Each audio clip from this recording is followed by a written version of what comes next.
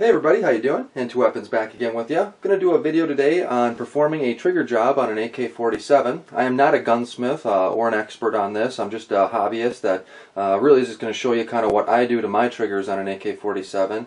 Really more or less I'm just polishing the control or the contact points on the fire control group. And there's a lot of tutorials out there on YouTube already on how to do this. So again, I'm not really doing anything crazy or abnormal. This is something that's a lot of people do, and there's personal preferences on the way to do it. And I'm again just showing you the one way that I do it. So hopefully this helps somebody out. I'm going to break this video down into a few different sections. So if you're interested in going through the whole process of removing the fire control group, then doing the trigger job, and then reinstalling the control group, you can watch the whole video. I'll actually put down in the description the different time sets for each of the sections, and if you're looking just for the polishing of the control group, you can jump right to that section and just watch that alone. So what I'll do here is just kind of overview of what we're going to be doing today. We're going to be working on the Zastava opap AK-47. This is the M70 variant from Zastava. We are going to be replacing, or I should say not replacing, we're going to be using the current G2 trigger system that's in this rifle. Because of 922R compliance, it was converted and they have to use a certain number of US parts to make it legal for importation. So it already has a pretty decent trigger in there. We're just going to be polishing the contact points on that particular trigger. If you have a pistol or another firearm where maybe you don't like the trigger altogether in there, what you can do is purchase a replacement fire control group from Tapco. This is the G2 trigger group. They run about $25 or so they're not very expensive, and they're very solid trigger groups. You won't have any issues with these, and you'll find that generally most manufacturers that import rifles into the U.S. will use Tapco G2 triggers. The other thing we're going to use today is the Tapco retaining plate. This is going to replace the shepherd's hook, which is holding in the two access pins for the fire control group. Currently there's just a little wire in there that holds those two pins in, and I personally hate them. They break. They're not known for lasting a long time. And as well, they're very difficult to get back in when you're trying to reinstall the fire control group. So this little $5 Tapco retaining plate will definitely make things a lot easier getting things back in, as well as it'll be more dependable in holding those two access pins in there. So those are the two things that we're going to use for getting into the fire control group, replacing it if necessary, and working on it. There's two different types of triggers that you'll want to worry about or need to know about depending on what your rifle has. There's single and there's double. And what they're referring to is actually the hook on the trigger. And you can tell what yours has. It's pretty easy to determine. It's just a matter of looking at the hammer.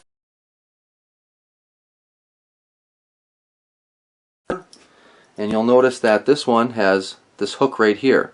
And there's only one of them. And what you can actually do is buy a fire control group with two hooks, and that will be another hook exactly the same coming off this side. So what you want to make sure is that your rifle, and hopefully I can get this in the light here for you guys, but when you look into the mag well section here, you'll notice right by the trigger where it comes out, there is two notches cut, one right there and then one on this side. So this rifle is actually cut to be able to handle double hook trigger. But a lot of rifles only have one cut in there, so you're only able to use a single hook trigger. The difference between a double hook and a single hook is very minimal. A lot of people like double hooks because it does grab on both sides of the hammer and will provide you with an even amount of pressure coming off that hammer as it's being pulled, whereas a single is obviously only pulling on one side, so you may have a little bit of pull to one side or left side. Generally the access pins hold it pretty much in place, so you're not going to have those types of issues. So the difference between a single hook and double hook are very minimal, if any. There are 9 polish points that I look at when I polish an AK-47 fire control group. This will actually work for an AK-74 as well. They use the same system. And what I did on here is just kind of pointed out with a pink pen on the different areas that I do. And there's 9 points altogether. So as we look at the hammer, you'll notice again I have this highlighted in pink to show you where I'm going to be working. We have the one spot right up here on the top of the hammer. We have the one spot here where the hook intersects with the hammer here. This is where it slides back and forth. Then you have the spot on the top of the hammer here where the disconnect will actually slide back and forth, which we can make a little bit nicer. And then as well on the back of the hammer here, we have the spot there where that disconnect works as well. I also polish right behind here.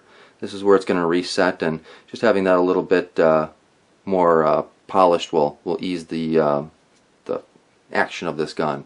A lot of people do in order to adjust the amount of brake on the gun, we'll file this down or upwards. I personally don't do that. I find that if you mess with that too much, you can turn your firearm into a very dangerous weapon. So I generally don't do anything with that. On the hammer and the disconnect, which you'll notice is right on the top of the hook here, I am going to be polishing. And then on the underside of the hook, and I don't know if you're going to be able to make that out very well, but on the underside of the hook, I'll be polishing there as well. And those are the two spots on there, or I should say the two spots on the hammer. And then you have your disconnect right there as well, which is collared in here. I can take that collar out. And the disconnect will be just the two spots there on the bottom of the hook, and then the one on the top of the hook there, as you can see. So those will be the 9 spots that I polish. Make sure I have that. 1, 2, 3, 4, 5, 6, 7, 8, 9. Yep. So that'll be all 9 spots that we'll be polishing. And again, this is just more of a demonstration as to where I polish. And we'll go into it a little bit closer as I pull out our current fire control group out of this opap. The opap again has that Tapco G2 trigger in it, so I won't be needing a replacement fire control group. I'll just use the one that's currently in there. And that's pretty much it, guys. So again, we'll jump right into it. The first section that we'll be doing is removal of the current fire control group. Okay, so to remove the fire control group, it's very easy. We'll do it and just check to make sure the rifle is clear, which you can see it is. We'll go ahead and remove the dust cover. These opaps are a little bit more different. We have a pin holding everything in the back here, so we'll remove the dust cover, the recoil spring. We can go ahead and remove our bolt and bolt carrier. We're not going to need that in there. Just get that out of the way. And what you're left with is, just the open area in here and the fire control group in the bottom there. What we can do is release the hammer and just pulling the trigger. I don't let it fly forward like that and smash into the bar in there. You can do some damage to the hammer as well as the bar holding that in there. So just nice and easy release on that. The next step, what we're going to do is take these springs in here holding everything together and pull them up around the hammer. And what I use for that is just a little pick of some sort. Makes it really easy. Just reach down in there, grab one of them if you can. I'm trying to do this so I don't block the view, guys, with my hands and the camera there, so bear with me if I am a little bit. But as you can see, I got that spring there. We're just going to bring that up and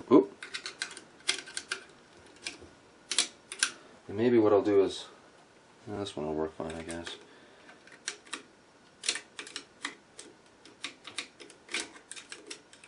Of course, I get the one spring that's going to be difficult for me. There we go. And we'll bring that up and wrap that around. Then we'll do the same thing with the other side. Just pulling that up, as you can see there. And, oh, I lost the other one here. And wrap it around there. Watch your fingers on these things, guys. If they come whipping off there, off this hammer, if it releases, it'll smack your hand pretty good. In order to avoid that, what I generally do is just use a twisty tie. And I'll twisty tie this on here so these springs don't come flying back out down on me. And just kind of wrap it around there pretty good, and it'll generally hold it. It's not going to be too difficult to hold these springs in place. There's not a whole lot of tension. And just kind of wrap it around. Now that should be held in there pretty well. The next thing that we're going to do is remove the safety selector, and we're just going to rotate this up.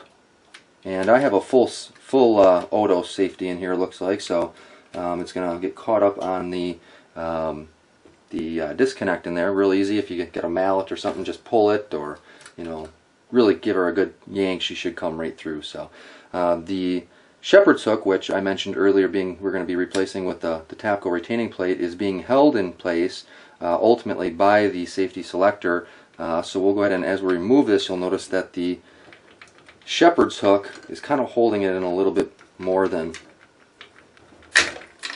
there we go, than what it generally would come out pretty easily. But you'll notice this shepherd's hook now bounced right off there. These things generally are a little bit more difficult to get in and or out, I should say. They're stuck in there. This one actually came out pretty easily. So there you go.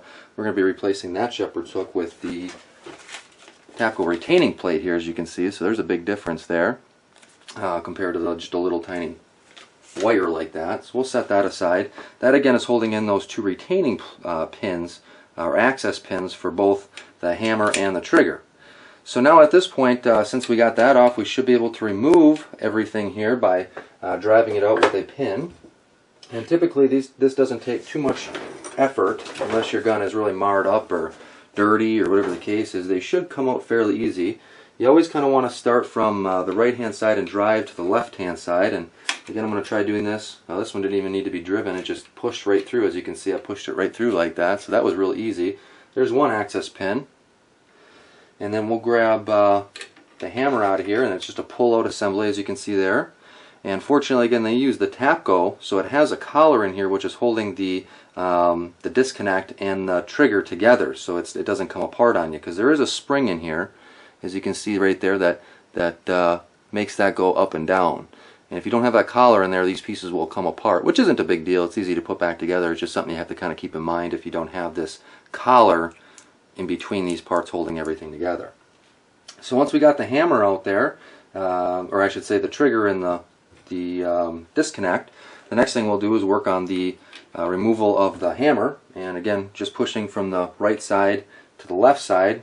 Hopefully we shouldn't need, we might need a hammer on this one. So we'll go ahead and punch this guy through.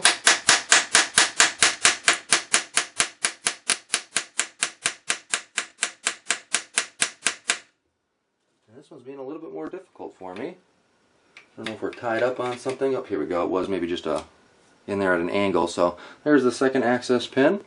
And then this hammer, we should be able to just kind of slide out and then sideways and then up and out. And there you go. You got your spring there and your hammer. And what we can actually do at this point is, if you want, since we're going to be working on the hammer, is you can remove your twisty tie. Whoop, and try to avoid that so you don't hurt your hands, but remove this spring, and then we'll remove this hammer from this spring, and that'll just make it a lot easier to work on. And just making note of which way that spring goes back on here will make your life a lot easier as well. We'll show you that as we do the reassembly of the fire control group and put that back in there. So now we got all the pieces and parts taken apart, because you can see there's nothing left of the fire control group in there, so we can start working on polishing and working on the fire control group. Alright guys, before we get started, the tools of the trade here is, first and foremost, if you can get a Dremel kit and a cleaning polishing kit for the Dremel kit, that would be ideal. You can do the whole thing with this whole kit here, and you'll do a much faster and easier job compared to some manual tools. And if you don't want to get a Dremel kit and you have to use some manual tools, what you want to do is get just a nice jeweler size file kit. And this will be just a number of files that will help you get some of those rough edges out. You'll want some 220 grit sandpaper or something similar to that, just to get a nice fine edge on it. And if you do want to get into the polishing, which isn't absolutely necessary, if you just kind of get the hard finish off, and then a lot of the the milling and rough spots on those metal parts, these two things will actually do that. But to polish everything up, you will need to get into the Dremel kit. And again, polishing isn't absolutely necessary. It's just an extra step that does make it a little bit cleaner and crisper of a pull, and it looks nicer. So, but we'll go ahead and we're going to use the Dremel kit just because it's a lot easier. Again, I think most people nowadays are able to get a Dremel kit for a reasonable price. So we're going to stick with this method. Working with the hammer, that's generally where I always start, and as you can see we have the hammer, which demonstrates in the pink areas there where we're going to be working, and then we have the current hammer. Again, they're both identical because they are both G2 triggers, but what we'll end up doing is working on this area, then working down on this area, and then coming back and working on the two areas there where the disconnect meets. What I'll end up doing probably is showing you on just the hammer alone the process of getting it to where it needs to be, and then you can figure out the rest or the rest of the parts on your own. You really just need to know how to do it on these parts, and then again, it's the same thing for using it on the hammer or on the trigger hook, and as well as on the disconnect here. So just a matter of knowing how to do it, and then you can do it to the other remaining parts of contact there. And I'll refresh you on the different areas of contact again once we're done here with the hammer. But the steps that I take in order to do this, again, we're going to be using a Dremel. The first step that I do is using a wire brush. And the wire brush makes it real easy to take off all of the finish on here, so it brings it down to the bare metal. You can use sandpaper, but it'll take you a lot longer, and it's going to be a lot more difficult of a process. This wire brush will take it down in a mere second or two. The second thing we're going to do is use this sanding wheel, which is essentially sandpaper, and we're going to grind down any of the spots that look like they have any machining marks or any kind of molding lines or anything that really makes it non-crisp and clear, just a real nice smooth surface. Then we're going to use a polishing polishing bit here, and this one is pre-compound polish, so you can just use this alone by itself. And the other one that you can use is, a bit, an actual bit, which, do I have one here? I don't know. But you can use a bit and one of these polishing heads along with some polishing compound. That works well as well, but I prefer just to use this one that's already got the compound in there. It just seems to make things a lot easier. You do have to use a lot of pressure when you're using this compound bit in order to get that to work fairly well. And then the last thing we're going to do is we're going to come back and use this buffing head here, this buffing bit, and that will give it a nice shine to it. So that's kind of the steps we're going to take. Again, the first thing we're going to do is work on this hammer is use the wire brush. So what you probably want to do is have a vise handy, and I'm just going to go ahead and chuck this up here and make sure that we're getting the right side to make it easy to work on. And we'll probably have to go this way with it, so I'll have to make an adjustment of the camera here for you guys, I'm sure. But just, chuck it up real nice in a vise, that way you're not, moving the part around. It makes things a lot easier. So let me go ahead and redo the camera here and we'll get started. Alright, so hopefully this angle will work for you guys and I don't get it too far in the way, but again, we're starting with the wire brush. We got the hammer and the vise here, and we're going to be focusing on this area right here where the hook actually meets. Now if you do have a double hook, you'll want to do both sides, but being that I have a single hook, I'm only going to do the one side here where the hook actually intersects. So with this wire brush, we're just going to be taking off the finish. Very easy, simple process.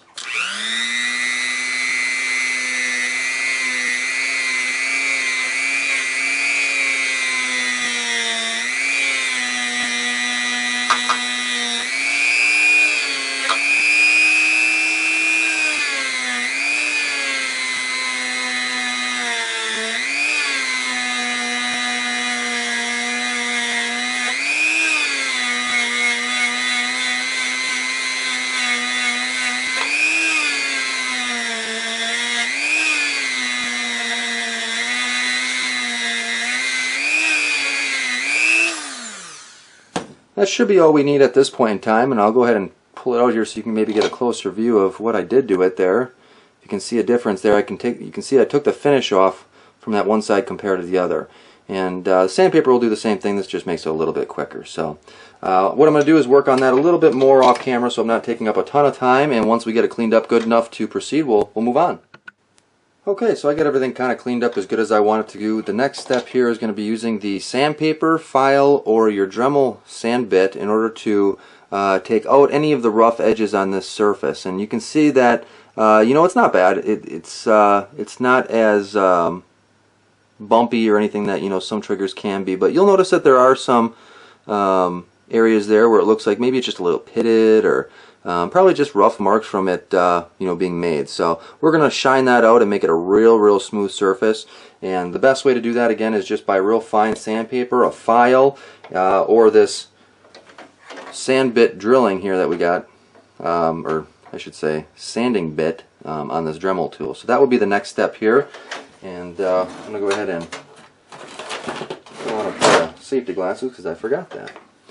And you want to be very careful with this. You don't want to take off too much, so we're just going to work on it a little bit just in order to take the spots out of there, the bumps and the crevices, and just make it a nice smooth surface.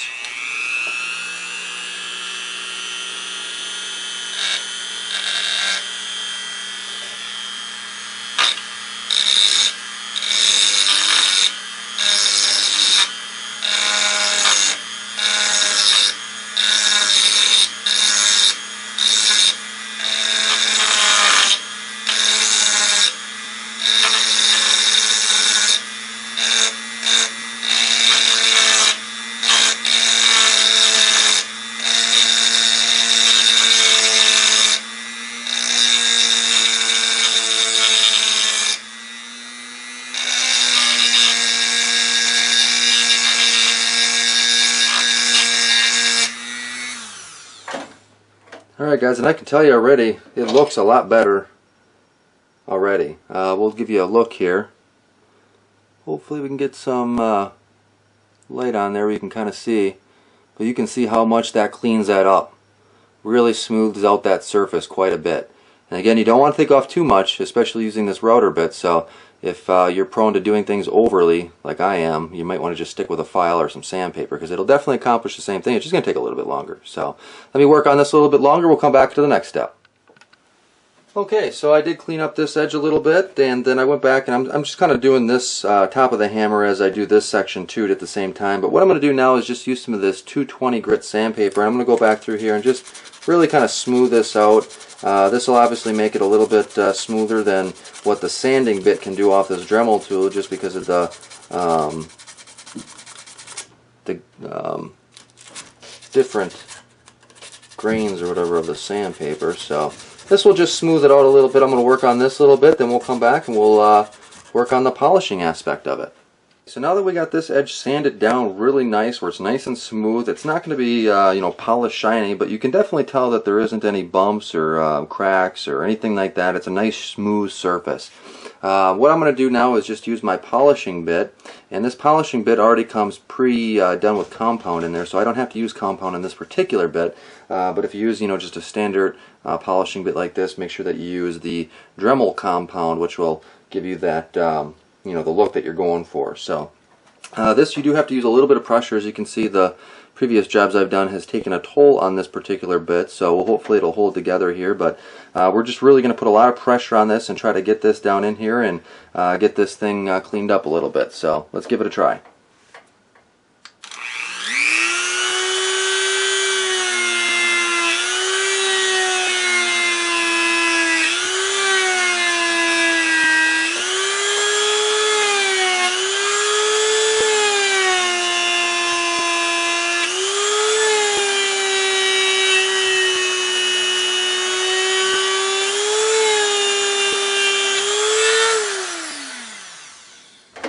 Okay, and as you can see, that really does a whole lot of damage to that bit. It's probably not the best way of doing it, but that's okay. You're pretty cheap to replace that stuff, and now as you can see, we got a pretty good surface on there. Let's see if I can get the light to give it the right, as you can see, it's really cleaned up nicely there. What we're going to do is go back now and use the buffer to buff this out a little bit, and hopefully that'll give it a nice mirror-like finish if I do it right. And if you're finding that you know, it's not coming out as like a mirror-like finish, which isn't a huge deal, definitely doesn't need to be like that. You could technically stop right now and you'd have a, you know, still a nicer trigger than you had before. But if you're finding that it's not coming out as nice as you want as far as the look, go back and use some more of the Dremel compound, and I may need to do that with this one just because that bit's in such rough condition. But now we're going to use this buffing head here, and we're just going to go ahead and buff this out. And again, using a lot of pressure on this, otherwise you won't get the finish that you want.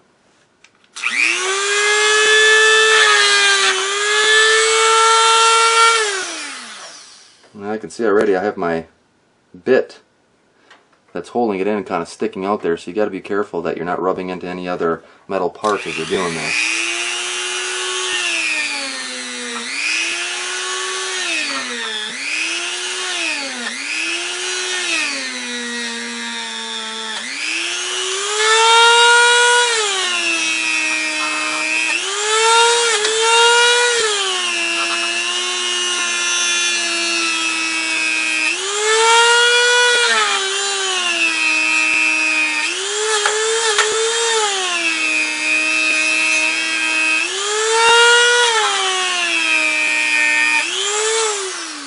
And again, speed and pressure is what you're looking for on that particular bit. And then with any luck here, this will look pretty nice. As you can maybe see there, hopefully I can get the light to come in a little bit better for you. But we got a nice finish on there. It's not mirrored finish. You know, if I wanted to work on it a lot more, you could certainly get it to look like a mirror, but we really don't need that to be done. You know, again, we're just really cleaning up the edges and the surfaces so these contact points where it comes together, you know, is smooth when we pull against it. So that's what we're really trying to accomplish. What I'm going to do now, guys, is kind of go back and do this whole fire control group and show you the end product, and then we'll do a reinstallation. Alright, so actually after going back and spending a little bit more time on the hammer, I wanted to give you guys kind of a preview of what it looked like prior and then after. I had another G2 trigger hanging out, so I thought I would give you a comparison. This is kind of what it started as. You can see this one has all the finish on it. It's you know, black all over on the spots here where the contact points are, and then we have the polished G2 trigger group here. As you can see, the spots that I've already kind of mentioned as far as polishing is the top of the hammer here. Over on this side where the the hook will actually intersect there and drag, as well as the spot along the underside here where the disconnect will actually grab and hold on to and drag along there as well. So I worked on this a little bit longer than what I previously anticipated, wanted to spend a little bit of time on, but wanted to give you kind of a, I guess, an end result there of what it can look like if you do put a little bit more time and energy into it. It's still not a mirror finish, but as you can see, the contact points there where those two pieces of metal will come together are a much shinier surface, much smoother surface, which will ultimately lead to a crisper, cleaner trigger break for you, or trigger pull. So again, what I'm going to do now is just kind of go into the other pieces. What I'll end up working on next will be the probably the disconnect here.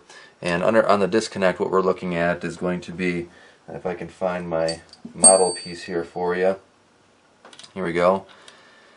The two pink areas on this model piece that I have here show you where we're actually going to be polishing, and that's just going to be on that spot here, this hook on the underside, and then just right along the top here as well, because sometimes it'll actually, as it's resetting, will come down and slide on the top of this. So to give you an idea of maybe how that works,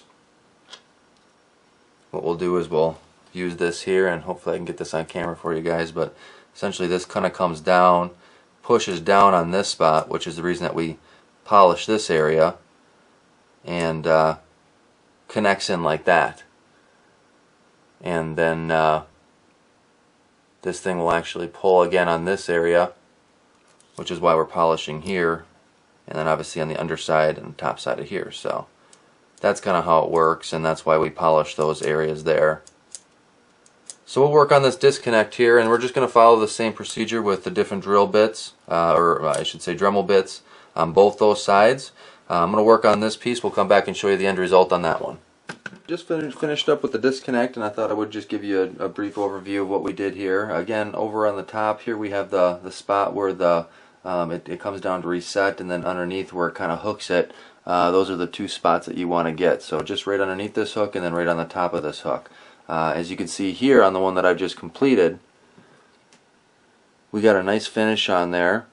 I did a good shelf, so a good amount on that top hook there, and it came out pretty much a nice polished finish. Not mirror-like, again, we're not going for looks, just for functionality.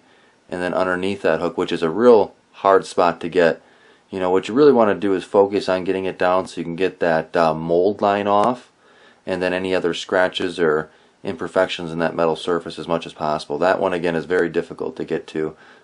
Just if you can use a jeweler's file, that's the best way to go, and then maybe some sandpaper, and then take your time with it. You really don't want to take off a whole lot of metal here, because ultimately if you take off too much you can make your firearm into a dangerous thing. So just enough really to get all the scratches and stuff out of there, and that's all you really need. The next step, what we're going to work on, is our trigger and the hook that goes along with it. This is the sear essentially of the fire control group, and this one's pretty straightforward. We're going to get again underneath this hook right here, and then right above this hook on the top here where it kind of slides and everything works together. So these are the two parts that we're going to work on, and as soon as we polish those up, we'll come back and look at those. Okay, so we're finished with the hammer, and again, just going over what we polished and sanded down. And what I mainly used on a lot of these parts, a lot of the smaller parts, is this jeweler's file and the 220 grit sandpaper. It just makes it a lot easier to get into these small cracks and crevices. It also makes it easier so you don't take off too much metal. If you start using the sanding wheel, like I mentioned before, you can take off too much metal, which, if you're not experienced, can be a bad thing. So if you are a beginner, I would recommend just sticking with these smaller beginner type tools like this, and I still use them as well. So again, so on the hammer here, what we did is, this is the original one, this is the polished one. We did the top of the hook here, and then under the underside of the hook here, and as you can see the difference here, hopefully, in the finishes there, one being polished or close to being polished and the other one not so much. And then on the underside of the hooks, hopefully you guys can make that out, the difference there. And then one thing I will make note of, and I don't know if you're going to be able to tell the subtle difference here between the two, but on the original hook it does have kind of a little drop off here, and I don't know if I can get close enough where you guys can maybe see that. But I ended up taking that out. As you can see, mine's just got a little bit more of a sharp corner to it. That way you don't have as much drag there at that point in the pull. So that's two things that you can do on this particular group here on the hammer. Just to go over real quickly the entire process again, or each of the points that we did, starting with the hammer here. We had the top of the hammer, we had the right side of the hammer where the hook touches, and then if you have a double hook, obviously you want the second side. And then on the underside we have this section here where the disconnect meets and drags. And then I also forgot to mention, we originally did it as well, that I also do the underside of the side here where we have the hook meet on the hammer here. The underside of that, that actually resets on the hook as well, so that's a good spot to meet as well, or to polish. On the disconnect itself, what we'll have is the top of the hook here, which is pretty easy, just making sure you're getting the molding lines off there. That's the important part. And then on the underside of this hook, that little shelf right down in here, which is difficult to see and difficult to get down into with any kind of file or sandpaper, but do your best on that one. And then on the hammer, like we just mentioned, on the top of the hook and on the bottom of the hook. So those are the points of contact where, you know, those metal pieces come together and really operate the fire control group. And any of those places of contact, if you can make it less friction or easier to pull, smoother surface, will make the trigger pull much nicer for you. It might drop a couple pounds off, or maybe up to a couple pounds, generally not more than a half or a half pound and a half off it, but it'll make it a nice cleaner, crisper trigger pull. So hope this helps somebody out as far as the polishing part of it. What we'll get into now is the installation of the fire control group into the AK-47. For reinstallation of the fire control group, it's pretty straightforward. We might run into a couple kinks along the way. We'll just kind of see what happens. The safety selector we may need to modify a little bit to get back in there easily enough. And like I mentioned before, we're going to be replacing the shepherd's hook with this Tapco retaining plate, so that'll be something we'll do differently from the disassembly part of the fire control group. But what we'll do is we'll go ahead and take the recoil, or the tension spring, or whatever this is called, on the fire control group there, and we'll wrap it around the hammer. As you can see, you have your two ends here, and maybe I can get this a little bit closer for you guys, but these two little ends here will stick downwards. And if you can imagine, the hammer as well has got to stick downwards in that fashion. It'll actually twist back this way. The spring provides tension, and it kind of locks back into this position here. So that's kind of how it goes back together. What you will need to do is, once you get the spring back on here, is just like we had removed it, is get these wires wrapped around this hammerhead here.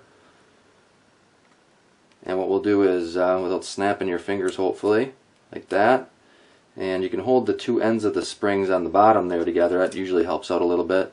But we can just use a twisty tie here. I apologize if my hands are getting in the way. But we'll wrap that around just to hold those springs on there so it doesn't come flying back and hit you in the hand, which can be very painful.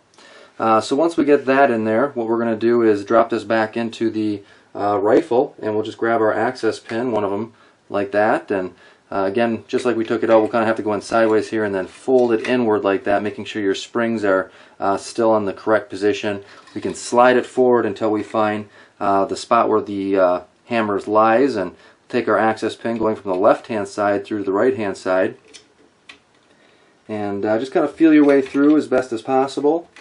The springs on there will make it a little bit more difficult. Oops, and I'm in the wrong hole, that's why. We've got to go up a little bit further. There we go. And if you move the hammer around a little bit as you're pushing in from the other side, generally that will help you assist in getting the hole lined up here. There we go. And so that's in. We'll leave the twisty tie on for right now. The second thing we'll do is we'll reassemble our hammer, or our trigger I should say, and our disconnect. And these go together like this, and we need the spring in there, so we'll go ahead and grab our spring.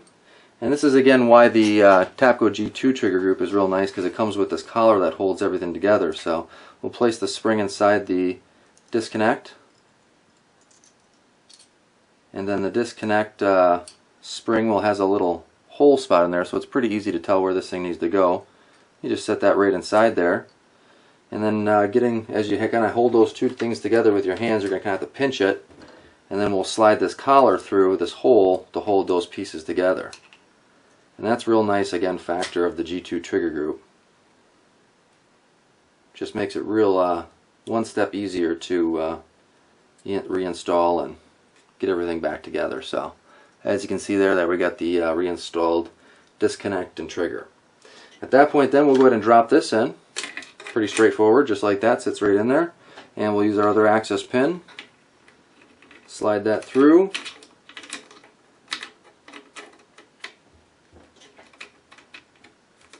Again, doing your best just to kind of line it up and get it through just like that. You can see there. The next step is we'll release those tension springs on the hammer, and we'll use a pick to do that. Just makes it a little bit easier.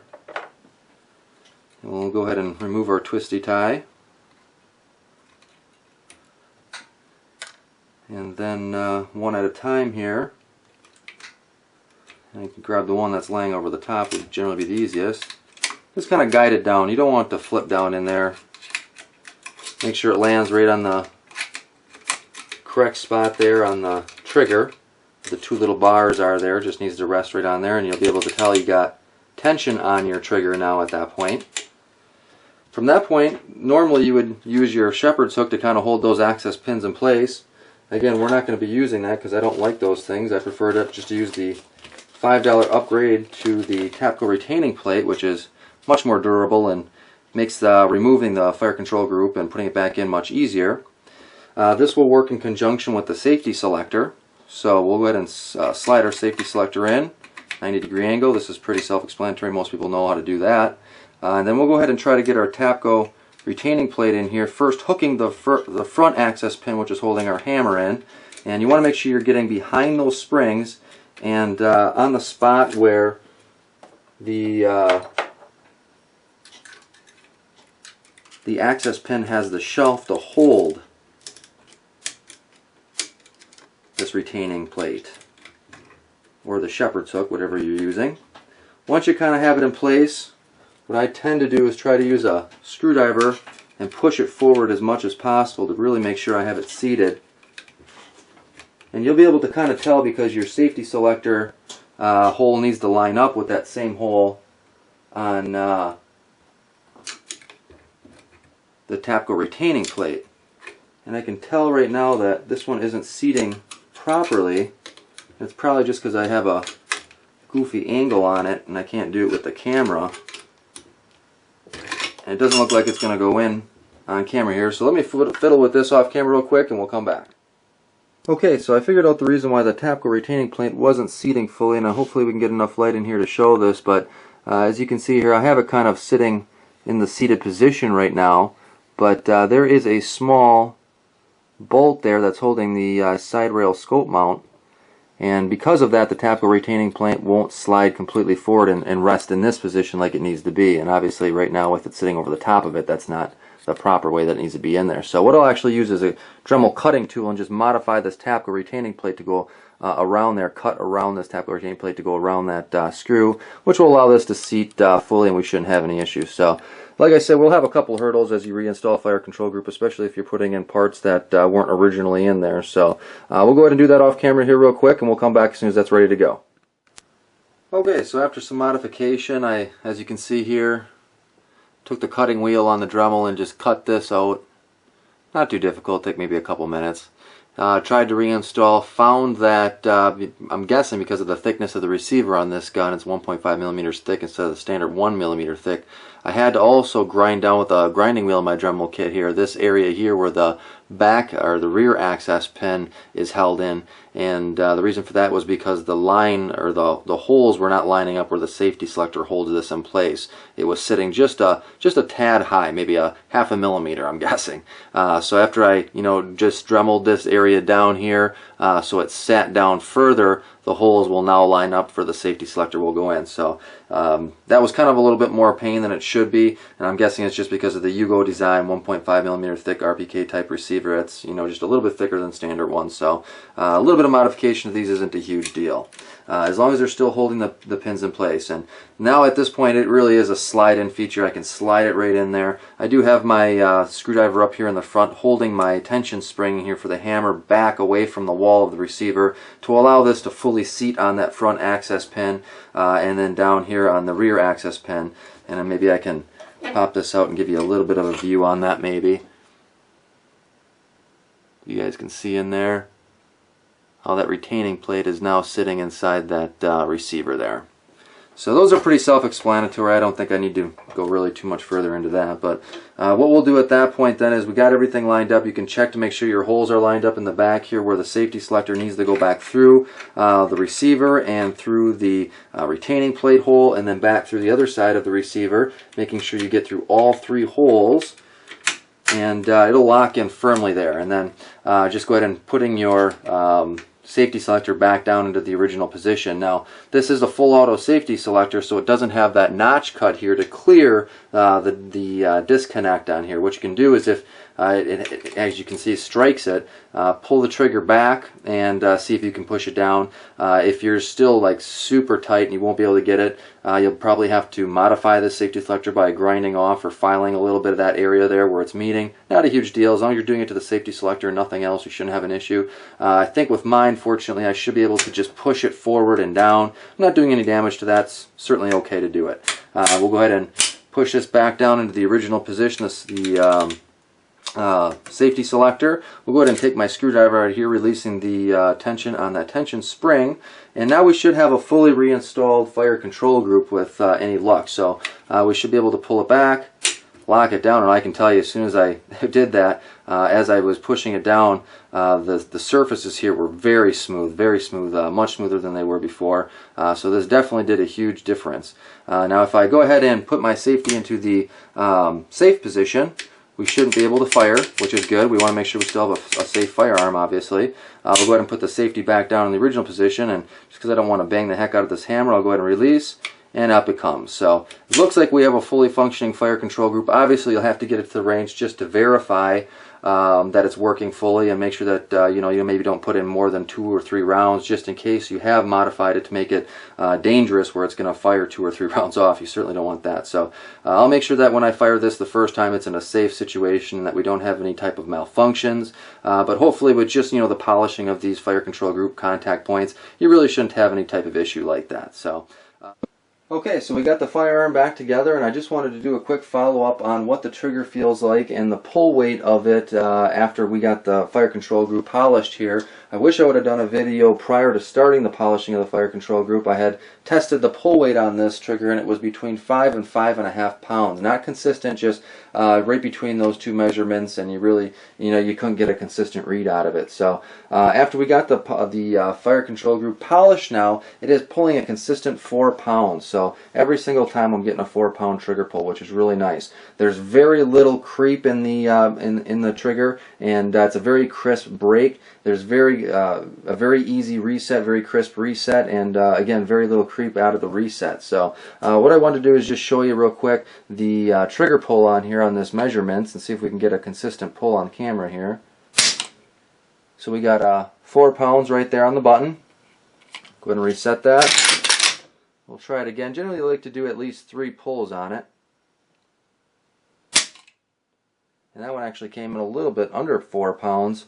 A lot of times the angle that you have it on the trigger here can affect that, especially with a cheap pull thing like this. We'll try it again. See if we can get a consistent pull on it. Yeah, that was a little bit better. So right at 4 pounds again. And we'll give it another one.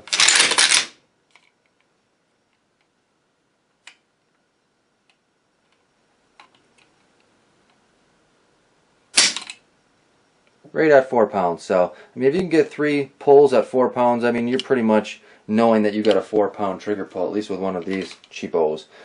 So, as far as the trigger pull itself, I'm going to go from the left-hand side because you guys can kind of see the trigger working, but we'll go ahead and charge it. And the original trigger pull, like I said, it's got very little creep. You got a little bit of creep right there. Oop, didn't want it to break so quickly. So, we got a little bit of creep right there. And then we do have the break. Oh, a little bit more creep, and then the break, I should say.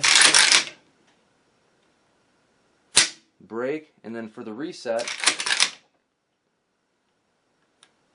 there's the reset, and then the break again is very quick. So overall, pretty decent trigger. What you're actually going to experience with The creep here is that part of the hammer that I did not want to alter that I mentioned in the beginning. If you can file that down, that will actually eliminate this creep here to the point of, you know, pulling the trigger and having it go off. So again, you know, instantly. So that's not something that I really generally like to do. Some people do. I prefer just to recommend staying away from, you know, altering that creep, amount of creep there. You do want some sort of creep in your trigger, just you know where your breaking point is. So hopefully this video helps somebody out. If you have any questions, feel free to let me know, guys. I'm not a gunsmith or an expert here. I'm just kind of showing you what I do on my trigger groups. So, but again, I'll try to help you out if you have any questions. As always, I appreciate watching. Until next time, take her easy.